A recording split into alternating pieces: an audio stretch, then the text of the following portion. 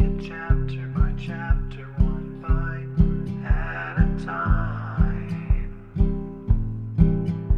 So many adventures and mountains we can climb. Take it word for word, line by line, one bite at a time.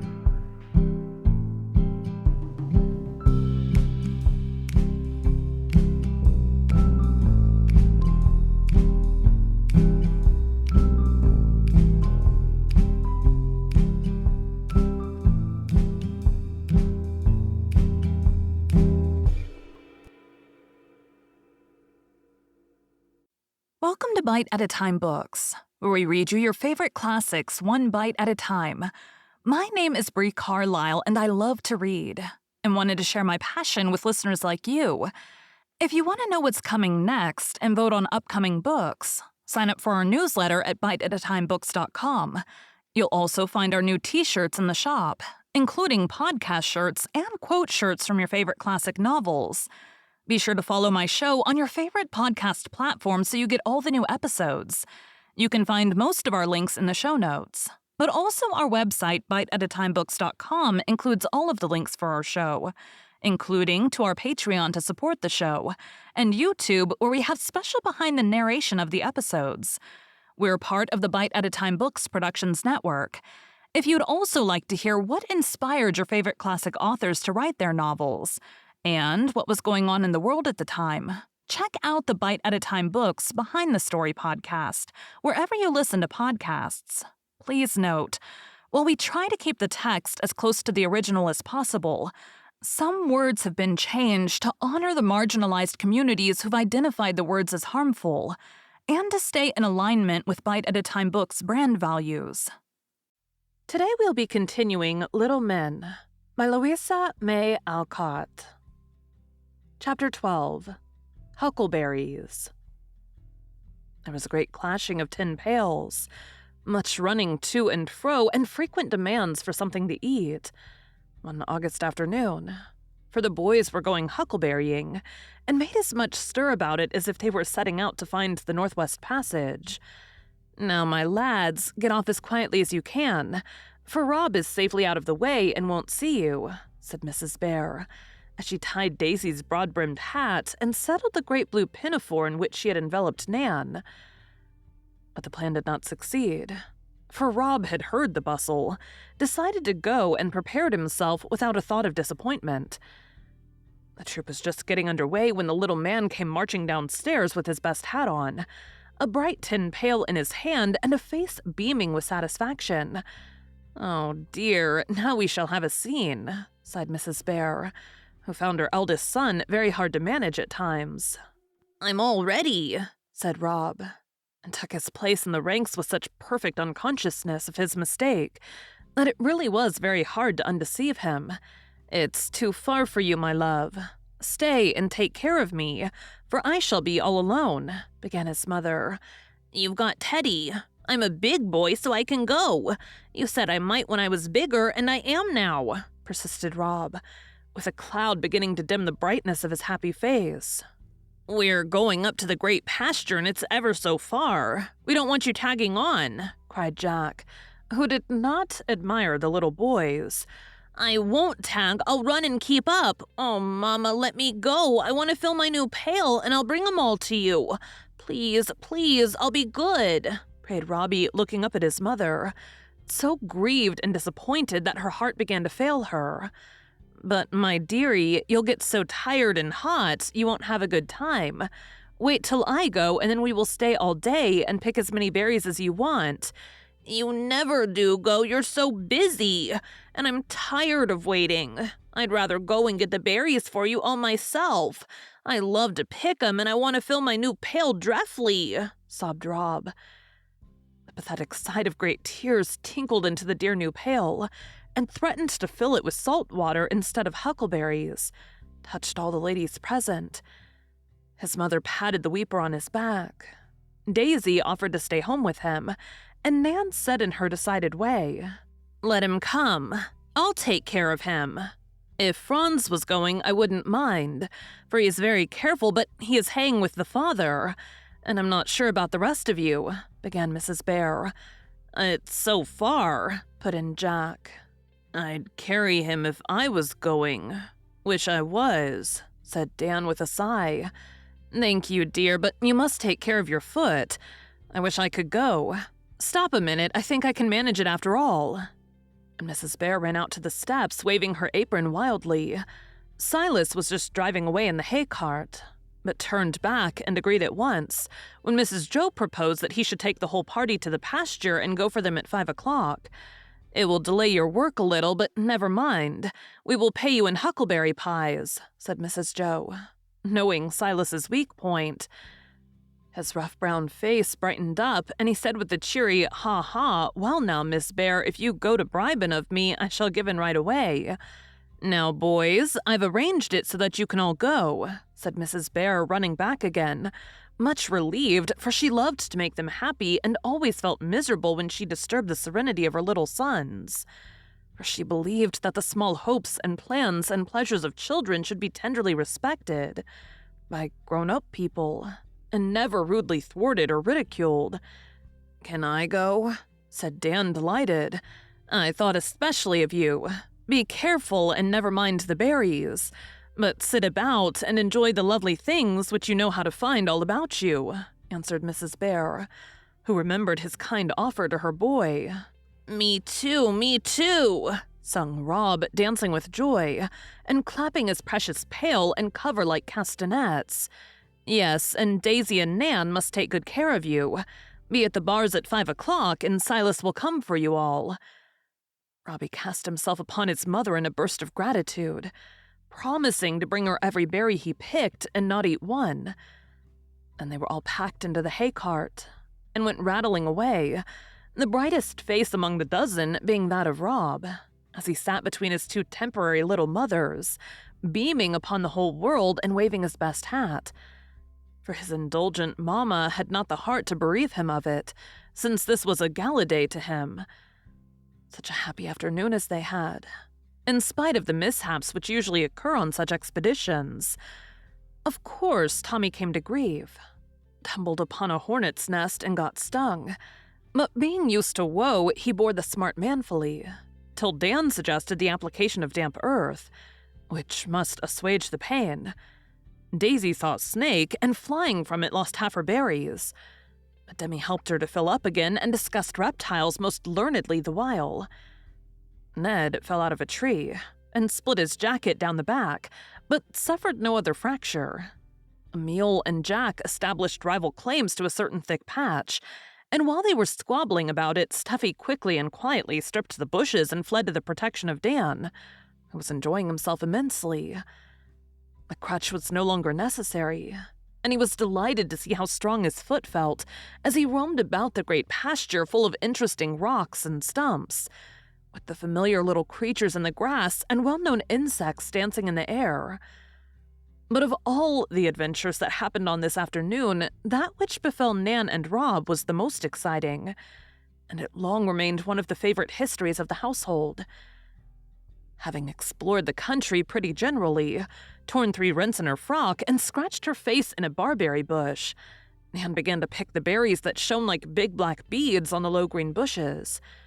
Her nimble fingers flew, but still her basket did not fill up as rapidly as she desired, so she kept wandering here and there to search for better places, instead of picking contentedly and steadily as Daisy did. Rob followed Nan, for her energy suited him better than his cousin's patience, and he too was anxious to have the biggest and best berries for Marmar. "I keep putting 'em in, but it don't fill up, and I'm so tired," said Rob, pausing a moment to rest his short legs, and beginning to think huckleberrying was not all his fancy painted it, for the sun blazed. Nan skipped hither and thither like a grasshopper, and the berries fell out of his pail almost as fast as he put them in, because in his struggles with the bushes it was often upside down. "Last time we came, they were ever so much thicker over that wall great bouncers, and there's a cave there where the boys made a fire. Let's go and fill our things quick and then hide in the cave and let the others find us," proposed Nan, thirsting for adventures. Rob consented, and away they went, scrambling over the wall and running down the sloping fields on the other side. till they were hidden among the rocks and underbrush. The berries were thick, and at last the pails were actually full. It was shady and cool down there, and a little spring gave the thirsty children a refreshing drink out of its mossy cup. "Now we'll go and rest in the cave and eat our lunch," said Nan, well satisfied with her success so far. "You know the way?" asked Rob. "Course I do. I've been once, and I always remember. Didn't I go and get my box all right?" That convinced Rob, and he followed blindly as Nan led him over stock and stone and brought him, after much meandering, to a small recess in the rock where the blackened stones showed that fires had been made. "Now, isn't it nice?" asked Nan, as she took out a bit of bread and butter, rather damaged by being mixed up with nails, fishhooks, stones, and other foreign substances in the young lady's pocket. "Yes. Do you think they'll find us soon?" asked Rob, who found the shadowy glen rather dull and began to long for more society. "No, I don't. Because if I hear them, I shall hide, and have fun making them find me. Perhaps they won't come. Don't care, I can get home by myself. Is it a great way?" asked Rob, looking at his little stubby boots, scratched and wet with his long wandering. "It's 6 miles, I guess." Nan's ideas of distance were vague, and her faith in her own powers great. "I think we better go now," suggested Rob presently. "I shan't till I've picked over my berries."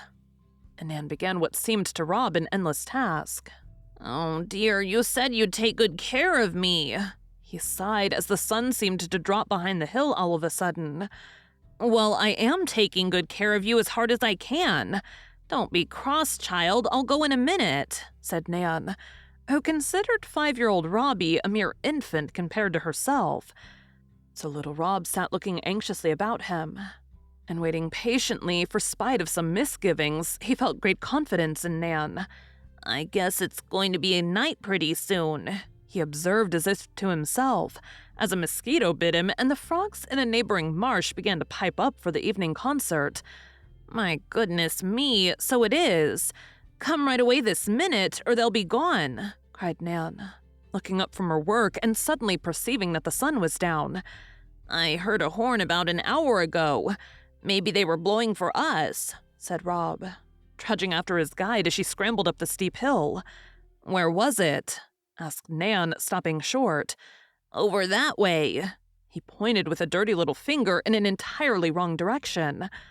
"Let's go that way and meet them." And Nan wheeled about and began to trot through the bushes, feeling a trifle anxious, for there were so many cow paths all about she could not remember which way they came. On they went over stock and stone again, pausing now and then to listen for the horn, which did not blow any more, for it was only the moo of a cow on her way home. "I don't remember seeing that pile of stones. Do you?" asked Nan as she sat on a wall to rest a moment and take an observation.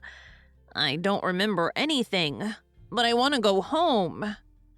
And Rob's voice had a little tremble in it that made Nan put her arms round him and lift him gently down, saying in her most capable way, "I'm going just as fast as I can, dear. Don't cry, and when we come to the road, I'll carry you." "Where is the road?" And Robbie wiped his eyes to look for it. "Over by that big tree. Don't you know that's the one Ned tumbled out of?" "So it is. Maybe they waited for us. I'd like to ride home, wouldn't you?" And Robbie brightened up as he plodded along toward the end of the great pasture. "No, I'd rather walk," answered Nan, feeling quite sure that she would be obliged to do so and preparing her mind for it. Another long trudge through the fast deepening twilight, and another disappointment, for when they reached the tree, they found to their dismay that it was not the one Ned climbed, and no road anywhere appeared. "Are we lost?" quavered Rob, clasping his pail in despair. "Not much. I don't just see which way to go, and I guess we'd better call." So they both shouted till they were hoarse. Yet nothing answered but the frogs in full chorus. "There's another tall tree over there. Perhaps that's the one," said Nan, whose heart sunk within her, though she still spoke bravely. I don't think I can go anymore. My boots are so heavy I can't pull them. And Robbie sat down on a stone, quite worn out. Then we must stay here all night. I don't care much if snakes don't come. I'm frightened of snakes. I can't stay all night. Oh dear, I don't like to be lost. And Rob puckered up his face to cry, when suddenly a thought occurred to him, and he said in a tone of perfect confidence, Marmar will come and find me. She always does. I ain't afraid now. She won't know where we are. She didn't know I was shut up in the ice house, but she found me. I know she'll come, returned Robbie so trustfully that Nan felt relieved, and sat down by him, saying with a remorseful sigh, I wish we hadn't run away. You made me, but I don't mind much. Marmar will love me just the same, answered Rob, clinging to his sheet anchor when all other hope was gone. I'm so hungry. Let's eat our berries, proposed Nan after a pause, during which Rob began to nod. So am I, but I can't eat mine, 'cause I told Marmar I'd keep them all for her. You'll have to eat them if no one comes for us, said Nan, who felt like contradicting everything just then. If we stay here a great many days, we shall eat up all the berries in the field, and then we shall starve, she added grimly. I shall eat sassafras. I know a big tree of it, and Dan told me how squirrels dig up the roots and eat them, and I love to dig, returned Rob, undaunted by the prospect of starvation. Yes, and we can catch frogs and cook them. My father ate some once, and he said they were nice, put in Nan, beginning to find a spice of romance even in being lost in a huckleberry pasture. How could we cook frogs? We haven't got any fire. I don't know. Next time I'll have matches in my pocket, said Nan, rather depressed by this obstacle to the experiment in frog cookery. Couldn't we light a fire with a firefly? Asked Rob hopefully as he watched them flitting to and fro like winged sparks. Let's try. And several minutes were pleasantly spent in catching the flies, and trying to make them kindle a green twig or two. It's a lie to call them fireflies when there isn't a fire in them, Nan said, throwing one unhappy insect away with scorn, though it shone its best and obligingly walked up and down the twigs to please the innocent little experimenters.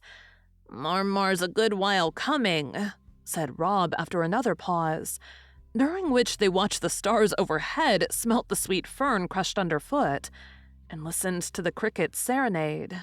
I don't see why God made any night. Day is so much pleasanter, said Nan thoughtfully.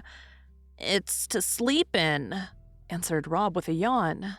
Then do go to sleep, said Nan pettishly. I want my own bed.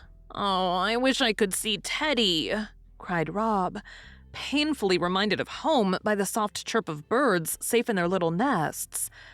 I don't believe your mother will ever find us, said Nan, who was becoming desperate, for she hated patient waiting of any sort. It's so dark, she won't see us. It was all black in the ice house, and I was so scared I didn't call her, but she saw me, and she will see me now, no matter how dark it is, returned confiding Rob, standing up to peer into the gloom for the help which never failed him. I see her, he cried, and ran as fast as his tired legs would take him toward a dark figure slowly approaching. Suddenly he stopped, then turned about and came stumbling back, screaming in a great panic. No, it's a bear, a big black one, and hid his face in Nan's skirts. For a moment, Nan quailed, ever her courage gave out at the thought of a real bear, and she was about to turn and flee in great disorder when a mild moo changed her fear to merriment, and she said, laughing, It's a cow, Robbie, the nice black cow we saw this afternoon. The cow seemed to feel that it was not just the thing to meet two little people in her pasture after dark, and the amiable beast paused to inquire into the case. She let them stroke her and stood regarding them with her soft eyes so mildly that Nan, who feared no animal but a bear, was fired with a desire to milk her. Silas taught me how, and berries and milk would be so nice, she said, emptying the contents of her pail into her hat, and boldly beginning her new task while Rob stood by and repeated at her command the poem from Mother Goose. "Cushy cow, Bonnie, let down your milk. Let down your milk to me, and I will give you a gown of silk. A gown of silk and a silver tea." But the immortal rhyme had little effect, for the benevolent cow had already been milked, and had only half a gill to give the thirsty children. "Shoo, go away, you're an old cross patch," cried Nan ungratefully as she gave up the attempt in despair. And poor Molly walked on with a gentle gurgle of surprise and reproof. "Each can have a sip, and then we must take a walk. We shall go to sleep if we don't, and lost people mustn't sleep. Do you know how Hannah Lee in the pretty story slept under the snow and died? But there isn't any snow now, and it's nice and warm," said Rob, who was not blessed with as lively a fancy as Nan. "No matter, we will poke about a little and call some more, and then if nobody comes, we will hide under the bushes like Hop-o'-my-Thumb and his brothers." It was a very short walk, however, for Rob was so sleepy he could not get on, and tumbled down so often that Nan entirely lost patience, being half distracted by the responsibility she had taken upon herself. "If you tumble down again, I'll shake you," she said, lifting the poor little man up very kindly as she spoke, for Nan's bark was much worse than her bite. "Please don't, it's my boots, they keep slipping so." And Rob manfully checked the sob just ready to break out, adding with a plaintive patience that touched Nan's heart, "If the skeeters didn't bite me so, I could go to sleep till Marmar comes. Put your head on my lap and I'll cover you up with my apron. I'm not afraid of the night," said Nan, sitting down and trying to persuade herself that she did not mind the shadow, nor the mysterious rustlings all about her.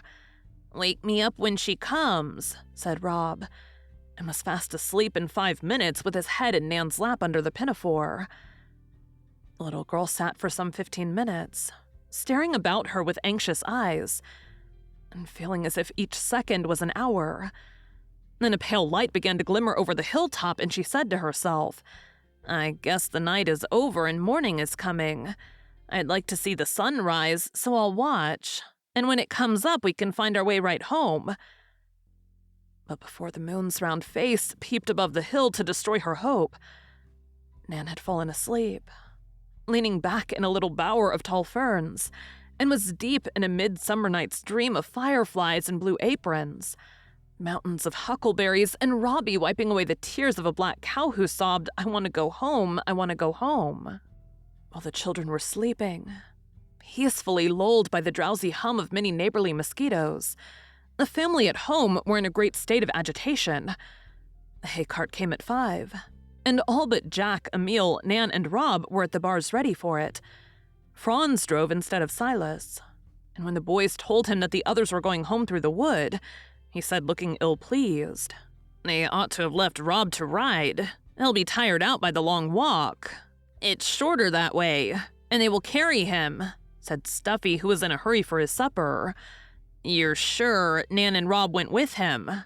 "Of course they did. I saw them getting over the wall and sung out that it was most 5, and Jack called back that they were going the other way," explained Tommy. "Very well. Pile in then." And away rattled the hay cart with the tired children and the full pails. Mrs. Joe looked sober when she heard the division of the party, and sent Franz back with Toby to find and bring the little ones home. Supper was over, and the family sitting about in the cool hall as usual, when Franz came trotting back, hot, dusty, and anxious. "Have they come?" he called out when halfway up the avenue. "No." And Mrs. Joe flew out of her chair looking so alarmed that everyone jumped up and gathered round Franz. "I can't find them anywhere," he began. But the words were hardly spoken when a loud hello startled them all, and the next minute Jack and Emil came round the house. "Where are Nan and Rob?" cried Mrs. Joe, clutching Emil in a way that caused him to think his aunt had suddenly lost her wits. "I don't know. They came home with the others, didn't they?" he answered quickly. "No, George and Tommy said they went with you." "Well, they didn't. Haven't seen them. We took a swim in the pond and came by the wood," said Jack, looking alarmed as well as he might. "Call Mr. Bear, get the lanterns, and tell Silas I want him." That was all Mrs. Joe said. But they knew what she meant and flew to obey her orders. In 10 minutes, Mr. Bear and Silas were off to the wood, and Franz tearing down the road on old Andy to search the great pasture. Mrs. Joe caught up some food from the table, a little bottle of brandy from the medicine closet, took a lantern, and bidding Jack and Emil come with her, and the rest not stir, she trotted away on Toby, never stopping for hat or shawl. She heard someone running after her, but said not a word, till as she paused to call and listen, the light of her lantern shone on Dan's face. "You here? I told Jack to come," she said, half inclined to send him back, much as she needed help. "I wouldn't let him.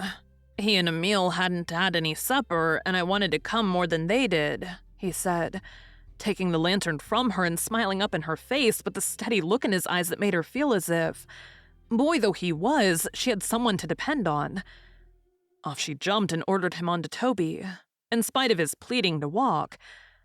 Then they went on again along the dusty, solitary road, stopping every now and then to call and hearken breathlessly for little voices to reply. When they came to the great pasture, other lights were already flitting to and fro like will-o'-the-wisps, and Mr. Bear's voice was heard shouting, "Nan! Rob! Rob! Nan!" in every part of the field. Silas whistled and roared. Dan plunged here and there on Toby, who seemed to understand the case, and went over the roughest places with unusual docility. Often Mrs. Joe hushed them all, saying with a sob in her throat, "The noise may frighten them. Let me call. Robbie will know my voice." And then she would cry out the beloved little name in every tone of tenderness, till the very echoes whispered it softly, and the winds seemed to waft it willingly, but still no answer came. The sky was overcast now, and only brief glimpses of the moon were seen. Heat lightning darted out of the dark clouds now and then, and a faint, far-off rumble as of thunder told that a summer storm was brewing. "Oh, my Robbie! My Robbie!" mourned poor Mrs. Joe, wandering up and down like a pale ghost, while Dan kept beside her like a faithful firefly. "What shall I say to Nan's father if she comes to harm? Why did I ever trust my darling so far away? Fritz, do you hear anything?" And when a mournful no came back, she wrung her hands so despairingly that Dan sprung down from Toby's back, tied the bridle to the bars, and said in his decided way, "They may have gone down the spring. I'm going to look." He was over the wall and away so fast that she could hardly follow him. But when she reached the spot, he lowered the lantern and showed her with joy the marks of little feet in the soft ground about the spring. She fell down on her knees to examine the tracks, and then sprung up, saying eagerly, "Yes, that is the mark of my Robbie's little boots. Come this way, they must have gone on." Such a weary search. But now some inexplicable instinct seemed to lead the anxious mother, for presently Dan uttered a cry and caught up a little shining object lying in the path. It was the cover of the new tin pail, dropped in the first alarm of being lost. Mrs. Joe hugged and kissed it as if it were a living thing, and when Dan was about to utter a glad shout to bring the others to the spot, she stopped him, saying as she hurried on, "No, let me find them. I let Rob go, and I want to give him back to his father all myself." A little farther on, Nan's hat appeared, and after passing the place more than once, they came at last upon the babes in the wood, both sound asleep. Dan never forgot the little picture on which the light of his lantern shone that night. He thought Mrs. Joe would cry out, but she only whispered, "Hush," as she softly lifted away the apron and saw the little ruddy face below. The berry-stained lips were half open as the breath came and went. The yellow hair lay damp on the hot forehead, and both the chubby hands held fast the little pail still full. The sight of the childish harvest, treasured through all the troubles of that night for her, seemed to touch Mrs. Joe to the heart, for suddenly she gathered up her boy and began to cry over him, so tenderly, yet so heartily that he woke up, and at first seemed bewildered. Then he remembered and hugged her close, saying with a laugh of triumph, "I knew you'd come. Oh, Mar, I did want you so."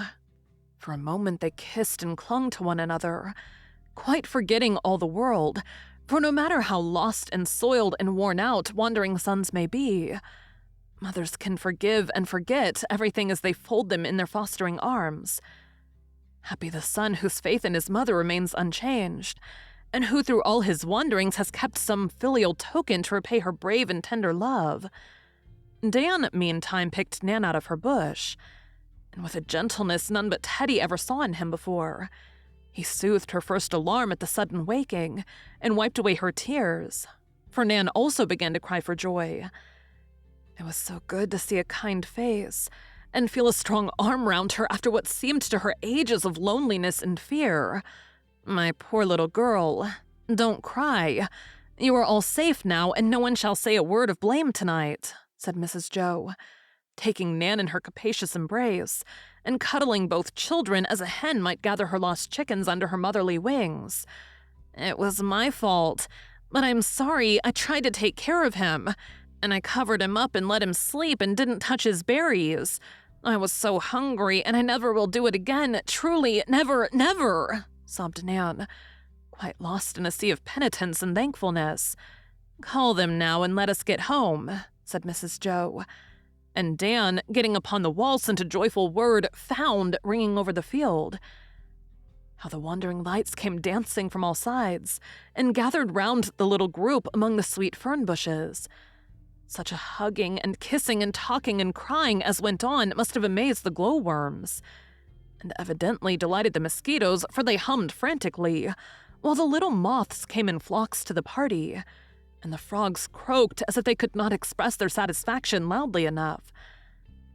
Then they set out for home.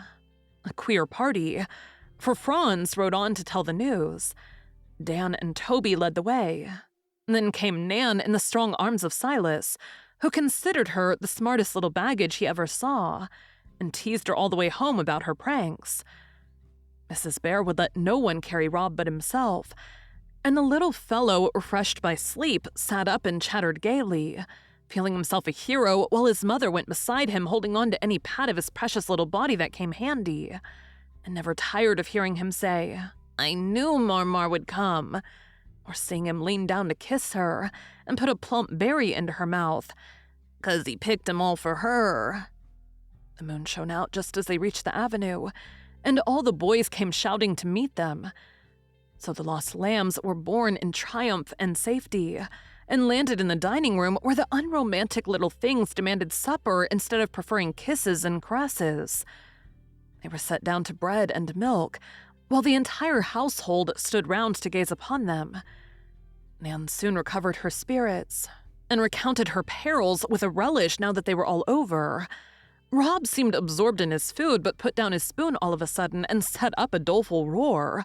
"My precious, why do you cry?" asked his mother, who still hung over him. "I'm crying 'cause I was lost," bawled Rob, trying to squeeze out a tear and failing entirely. "But you are found now. Nan says you didn't cry out in the field, and I was glad you were such a brave boy. I was so busy being frightened I didn't have any time then. But I want to cry now 'cause I don't like to be lost," explained Rob, struggling with sleep, emotion, and a mouthful of bread and milk. The boys set up such a laugh at this funny way of making up for lost time that Rob stopped to look at them, and the merriment was so infectious that after a surprised stare, he burst out into a merry ha-ha and beat his spoon upon the table as if he enjoyed the joke immensely. "It is 10 o'clock. Into bed, every man of you," said Mr. Bear, looking at his watch. "And thank heaven, there'll be no empty ones tonight," added Mrs. Bear, watching with full eyes Robbie going up into his father's arms, and Nan escorted by Daisy and Demi, who considered her the most interesting heroine of their collection. "Poor Aunt Jo is so tired she ought to be carried up herself," said gentle Franz, putting his arm round her as she paused at the stair-foot, looking quite exhausted by her fright and long walk. "Let's make an armchair," proposed Tommy. "No, thank you, my lads. But somebody may lend me a shoulder to lean on," answered Mrs. Joe. Me, and half a dozen jostled one another, all eager to be chosen, for there was something in the pale motherly face that touched the warm hearts under the round jackets. Seeing that they considered it an honor, Mrs. Joe gave it to the one who had earned it.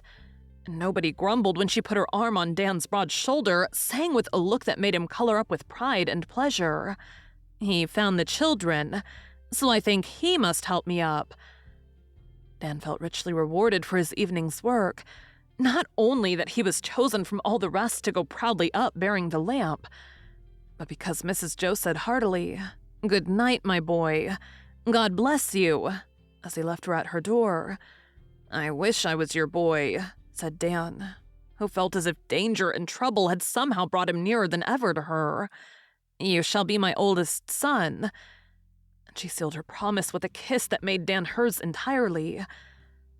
Little Rob was all right next day, but Nan had a headache and lay on Mother Bear's sofa with cold cream upon her scratched face. Her remorse was quite gone, and she evidently thought being lost rather a fine amusement. Mrs. Joe was not pleased with this state of things and had no desire to have her children led from the paths of virtue, or her pupils lying round loose in huckleberry fields. So she talked soberly to Nan, and tried to impress upon her mind the difference between liberty and license, telling several tales to enforce her lecture. She had not decided how to punish Nan, but one of these stories suggested a way, and as Mrs. Joe liked odd penalties, she tried it. "All children run away," pleaded Nan, as if it was as natural and necessary a thing as measles or whooping cough.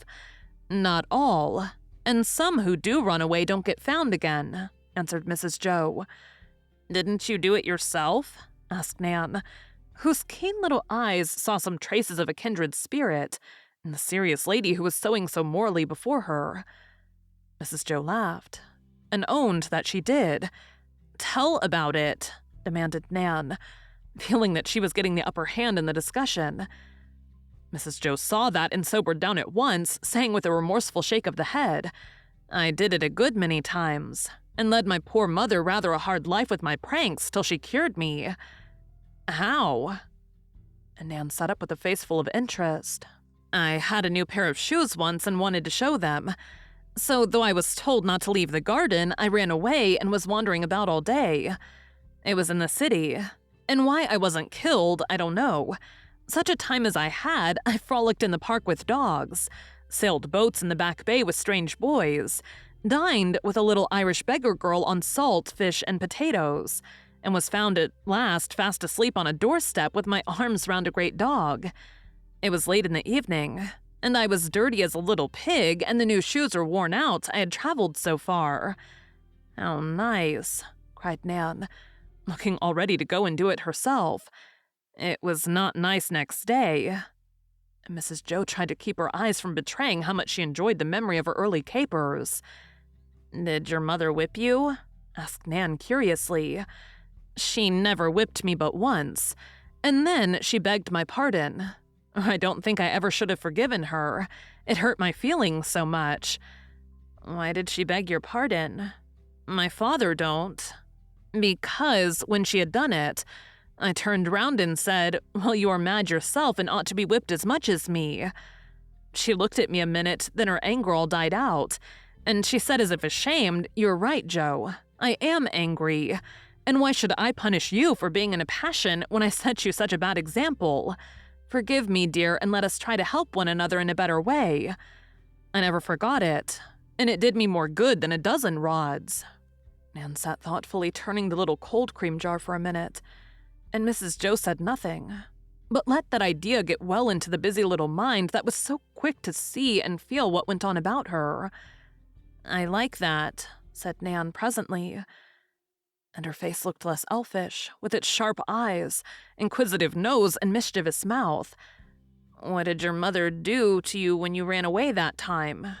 "She tied me to the bedpost with a long string, so that I could not go out of the room, and there I sat all day with the little worn-out shoes hanging up before me to remind me of my fault." "I should think that would cure anybody," cried Nan, who loved her liberty above all things. "It did cure me, and I think it will you, so I'm going to try it," said Mrs. Joe, suddenly taking a ball of strong twine out of a drawer in her work table. Nan looked as if she was decidedly getting the worst of the argument now, and sat feeling much crestfallen while Mrs. Joe tied one end round her waist, and the other to the arm of the sofa, saying as she finished, "I don't like to tie you up like a naughty little dog, but if you don't remember any better than a dog, I must treat you like one." "I'd just as lief to be tied up as not. I like to play dog." And Nan put on a don't care face and began to growl and grovel on the floor. Mrs. Joe took no notice, but leaving a book or two and a handkerchief to hem, she went away and left Miss Nan to her own devices. This was not agreeable, and after sitting a moment, she tried to untie the cord, but it was fastened in the belt of her apron behind, so she began on the knot at the other end. It soon came loose, and gathering it up, Nan was about to get out of the window when she heard Mrs. Joe say to somebody as she passed through the hall, "No, I don't think she'll run away now. She's an honorable little girl and knows that I do it to help her." In a minute, Nan whisked back, tied herself up, and began to sew violently. Rob came in a moment after and was so charmed with the new punishment that he got a jump rope and tethered himself to the other arm of the sofa in the most sociable manner. "I got lost too, so I ought to be tied up as much as Nan," he explained to his mother when she saw the new captive. "I'm not sure that you don't deserve a little punishment, for you knew it was wrong to go far away from the rest." "Nan took me," began Rob, willing to enjoy the novel penalty, but not willing to take the blame. "You needn't have gone. You have got a conscience, though you are a little boy and you must learn to mind it." "Well, my conscience didn't prick me a bit when she said, 'Let's get over the wall,'" answered Rob, quoting one of Demi's expressions. "Did you stop to see if it did?" "No." "Then you cannot tell." "I guess it's such a little conscience that it don't prick hard enough for me to feel it," added Rob, after thinking the matter over for a minute. "We must sharpen it up.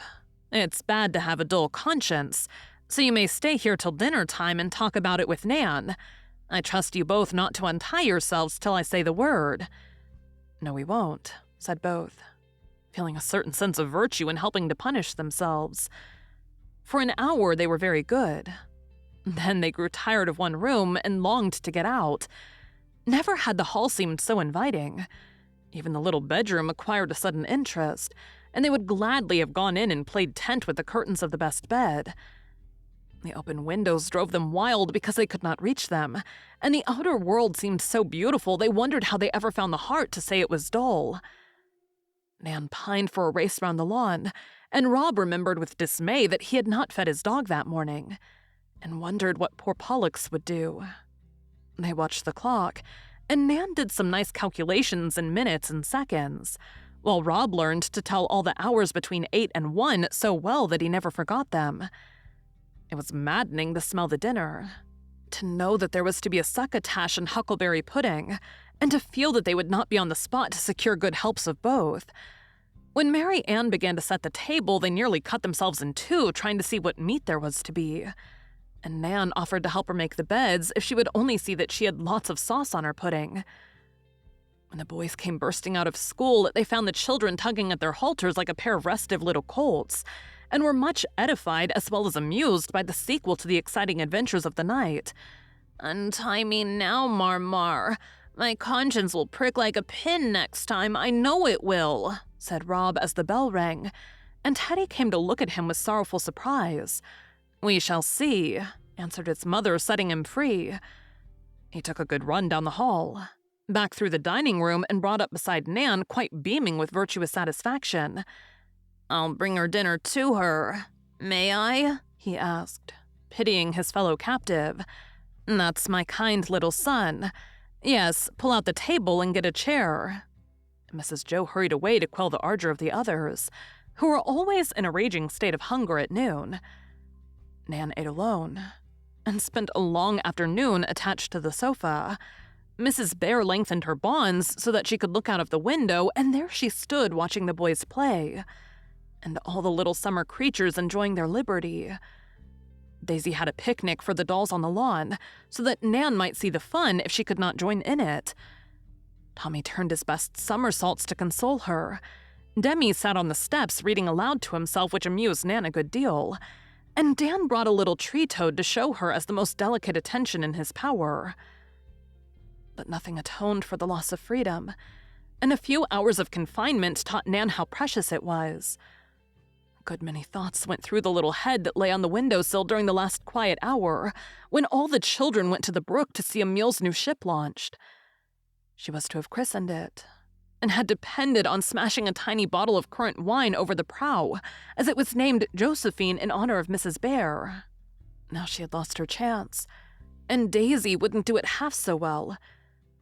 Tears rose to her eyes as she remembered that it was all her own fault, and she said aloud, addressing a fat bee who was rolling about in the yellow heart of a rose just under the window, "If you've run away, you'd better go right home and tell your mother you're sorry and never do so anymore. I'm glad to hear you give him such good advice, and I think he has taken it," said Mrs. Joe, smiling as the bee spread its dusty wings and flew away. Nan brushed off a bright drop or two that shone on the windowsill and nestled against her friend as she took her on her knee, adding kindly, for she had seen the little drops and knew what they meant, "Do you think my mother's cure for running away a good one?" "Yes, ma'am," answered Nan, quite subdued by her quiet day. "I hope I shall not have to try it again." "I guess not." And Nan looked up with such an earnest little face that Mrs. Joe felt satisfied and said no more, for she liked to have her penalties do their own work, and did not spoil the effect by too much moralizing. Here, Rob appeared, bearing with infinite care what Asia called a sarser pie, meaning one baked in a saucer. "It's made out of some of my berries, and I'm going to give you half at supper time," he announced with a flourish. "What makes you, when I'm so naughty?" asked Nan meekly. "Because we got lost together. You ain't going to be naughty again, are you?" "Never," said Nan with great decision. "Oh, goody, now let's go and get Mary Ann to cut this for us all ready to eat. It's most tea time." And Rob beckoned with the delicious little pie. Nan started to follow, then stopped and said, "I forgot I can't go." "Try and see," said Mrs. Bear, who had quietly untied the cord sash while she had been talking. Nan saw that she was free, and with one tempestuous kiss to Mrs. Joe, she was off like a hummingbird, followed by Robbie dribbling huckleberry juice as he ran. Thank you for joining Bite at a Time Books today, while we read a bite of one of your favorite classics. Again, my name is Bree Carlile, and I hope you come back tomorrow for the next bite of Little Men. Don't forget to sign up for our newsletter at biteatatimebooks.com and check out the shop. You can check out the show notes or our website, biteatatimebooks.com, for the rest of the links for our show. We'd love to hear from you on social media as well.